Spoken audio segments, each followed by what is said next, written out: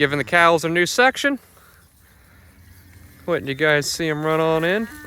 This is third section of the day. We're only running about 650,000 pounds to an acre right now. So we're not pushing them too hard. We're running lower utilization too. Probably floating between, like, I don't know, with all the rain, we've been having to protect the ground. So 65 to 75% utilization.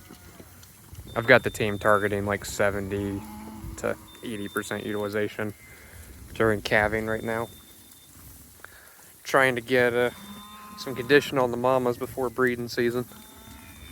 They're making their eggs for breeding season about 60 days beforehand, so it's a good time to get them all fattened up a little bit and ready before I send the bulls in mid-July.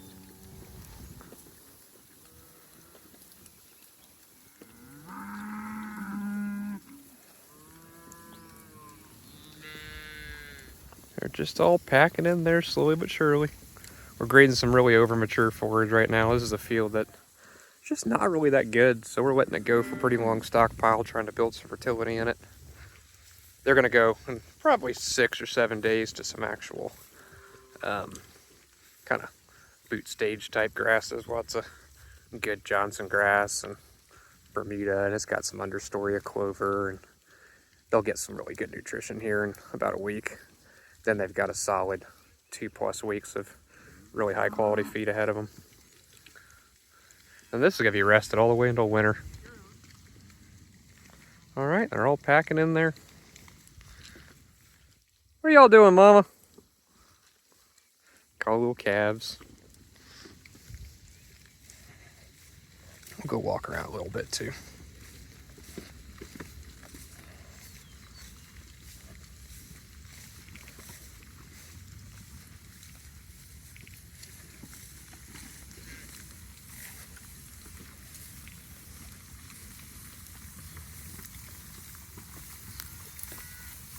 And they're just going to town.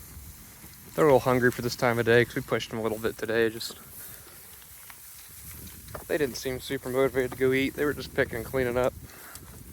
So we tested the boundary on the low side, only doing 4 sections a day.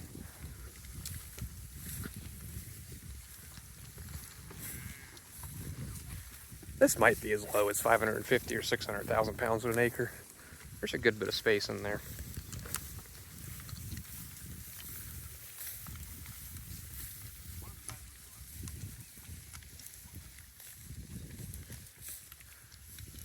That one with the nose ring is one of our little over year-old F1 steers. They're looking really good. Here's a bunch of our calves. Dan, is this where the lane got a little bigger? With these This is where the lane gets different shapes. The field gets different shapes to finish out the field. Gotcha. This looks a little lower density. This might even be down to, I don't know, maybe they're packed in at the back. It looks like a lot of space at the front. In the back, it's still going to be 600 at least. All right, Dan has spoken. He thinks it's still 600.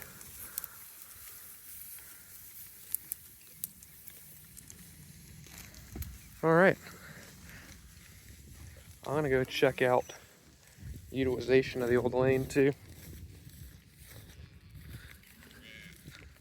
So we'll walk this.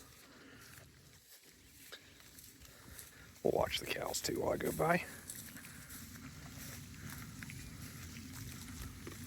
We use little hunting cameras just to make sure we're verifying that actually the lifters work and they get in their sections.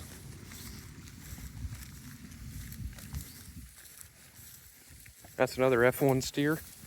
Those F1s are they're really growing out well. They're a solid 6 months ahead of the F0s. That Brindle's another F1.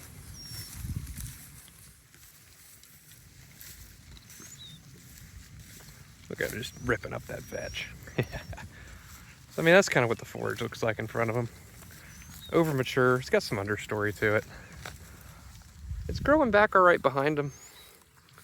Greening up okay. So Dan's calling this. We moved really quick because we've been having crazy wet weather here in Oklahoma. You can see the river coming up on my neighbor's property over here. I don't know if you can see it on the camera, that little reflective. That's actually the river. It's not supposed to be anywhere near that high. It kind of comes and bends around the property here, where you see that bluff off in the distance. That's the other side of the river. That's usually got a 10 or 15 foot tall bank, but as of now, the water is actually up over my neighbor. So Dan's calling this, I think he said 65% utilization. So this is much lower utilization than we usually target. But we had to keep their feet moving so they didn't tear it up. Got a couple sections back in the previous lane they tore up a little bit. Guard dog with her little umbrella. She barks and keeps rid of the coyotes so that way they don't bother our calves. We got pretty good trampling. I still wish it'd be higher, even with us calving right now, but you do what you gotta do. Protecting the ground's first priority. It's not bad putting a little condition on the cows too. You can definitely tell which ones are the ones we bought in the fall, because they're just in not near as good a shape of the ones that have been here for 18 plus months. But we'll get there. It takes a little while for them to get their rumen adapted and the microbes to the new forage base. We buy them and bring them in, and cortisol to come down as they get used to grazing at density. I mean, some spots utilization's pretty good. I think it's also mineral balance. I think they're so used to being given crutches that when they're brought in, we take all the crutches away. I think the mineral balance takes a little while to come up and the immune system turn on. I think they're actually detoxing glyphosate from other things that were used in other places. It's just so ubiquitous sneaking into the inputs, whether you're talking high residue and molasses licks or using like rice hulls as a flow agent in their minerals, and that having glyphosate residue in it. It really seems like getting their minerals to come up is a big part of getting their immune systems to turn over and get used to, well, they drink out of a common pond, which is high parasite load here, and they grazing down hard and low at densities. So they're getting a lot of exposure to all sorts of parasites. There's some good Johnson grass later in this lane. So yeah, I would consider this a compromise on utilization, but it's not terrible. We just didn't push them that hard in this lane. Now you can really see the water. This lane over here had better utilization.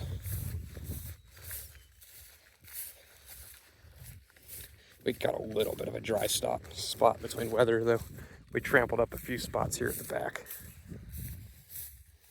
I think we'd called this one 70%, maybe 75% utilization. Got some wet footprints, but nothing too bad. It's amazing how quick the dung beetles are going to work. That manure gets broken down just a lane or two behind the herd, and it's just gone. The green off in the distance is where we were grazing last. We grazed, I don't know, it's probably 110 acres between that northeast and the north field. Then we started that little line of trees, working our way south to north. So over there in the spring, right when that first batch hit like the flag stage, we started and worked our way east to west across that 110. Then moved over here to the south, working our way north. Then we're going back to the northeast, which is right at kind of prime boot stage right now. It'll probably be a little mature by the time we get there, but I think we'll catch up to it as we're grazing it. Yeah, I mean, this might be as low as 70 through some of this. It's all right. This spot could really use some feed into the soil with that long rest and getting over mature and then dumping those root exudates down. And even that leaf litter breaking down on top will be good for building some. How's it going, Maggie? You want to say hi to the people? Rough. It's amazing how quick it's greening up. All right, I'm gonna cut the video there. I'm gonna go get some video looking ahead of the herd, what's coming next. Yeah? How about that, doggo? She's doing shockingly well considering how warm it's been.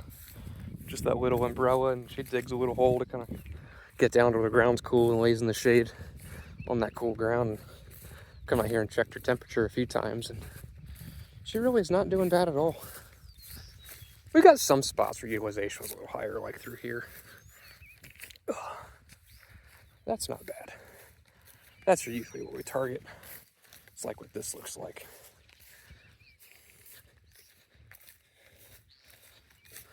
All right, well, that's a little moving and pasture check behind the herd. Smoke River Ranch. Catch y'all later.